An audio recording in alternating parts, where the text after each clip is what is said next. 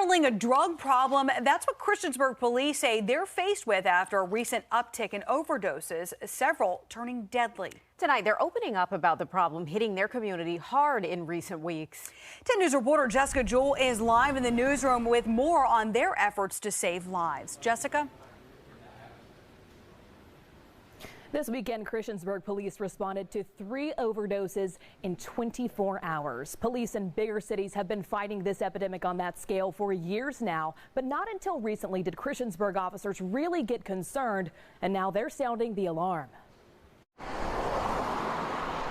normally quiet streets of Christiansburg, even places that have low crime rates and low street crime rates, seeing a dramatic change.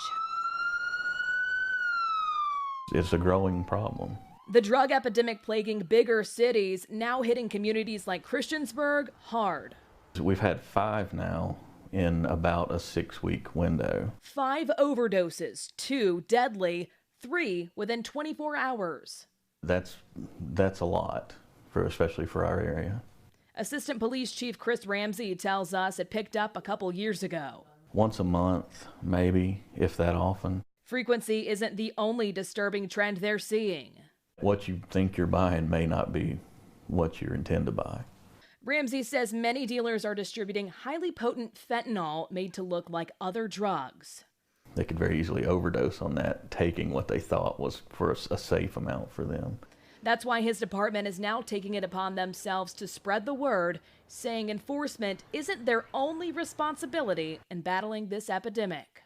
We don't want them to do illegal things, and we don't want to see people addicted to drugs, but we want to keep them safe first and foremost. Taking on what Ramsey calls a drug problem, infiltrating Christiansburg at an alarming rate. If we have one person die from a drug overdose, that's one too many, and we have a drug problem.